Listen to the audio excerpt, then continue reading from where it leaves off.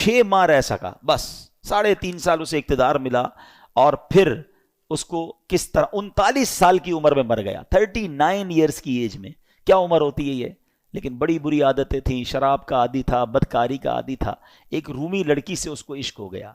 اس لڑکی نے اس کو جنگل میں بلایا، بیابان میں بلایا، اور جب خوب شراب کے نشے میں دھت ہو گیا تو اس کو خنجر کے وار کر کے یہ کہہ کر ہلاک کیا کہ تو بدبخت اپنے نبی کے نواسے سے وفاداری نہ کر سکا، مجھ سے کیا وفاداری کرے گا. اس کو مار کر وہ لڑکی چلی گئی. کئی دنوں تک کسی کو پتہ ہی نہ چلا. چیل کوے اس کی لاش کو نوچتے رہے. اس کے ساتھی ڈھونڈنے نکلے کہ یزید گیا کدھر. بیابان میں اس کی سڑی ہوئی لاش ملی، کھڈا کھود کر اس کو دفنا دیا گیا. یہ انجام ہوا ان ظالموں کا. ایک یزید کے بعد سب سے بڑا، جو یوں سمجھیے کہ کوفہ کا جو گورنر تھا نا، وہ بڑا مجرم تھا. اس کا نام تھا ابن زیاد. ابن زیاد کی بھی آپ دیکھیں، اللہ پاک کی کہتے ہیں نا، اللہ اپنی قدرت کے نظارے کیسے دکھاتا ہے. 10 محرم ہی کا دن تھا، 6 برس بعد 10 محرم کے دن ابن زیاد انتہائی ذلت کے ساتھ مارا گیا، اور اس کی لاش کو، اس کا سر کٹوا کر کوفہ میں مختار ثقفی کو بھجوایا گیا. یہ وہی محل تھا جہاں امام حسین کے سر انور کو لایا گیا تھا. ٹھیک 6 سال بعد ابن زیاد کے سر کو لایا گیا.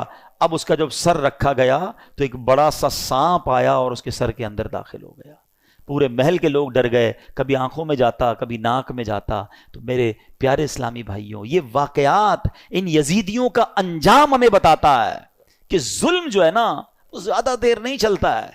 اگر دنیا میں آج بھی کوئی ظلم کر رہا ہے، کسی کا مال دبایا ہوا ہے، کسی کا حق دبایا ہوا ہے، کسی کی زمین پہ قبضہ کیا ہوا ہے، کسی کو ویسے ہی ڈرا رہا ہے، وہ یہ نہ سمجھے کہ یہ پائیدار ہے.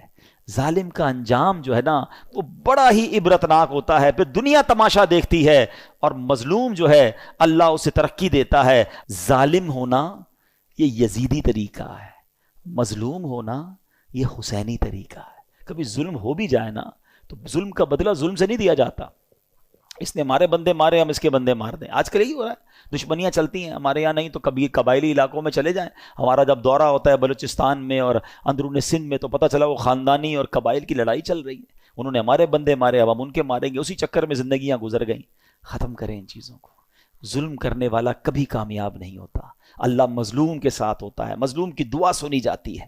تو ہمیں اللہ ہمیشہ ظلم سے محفوظ فرمائے.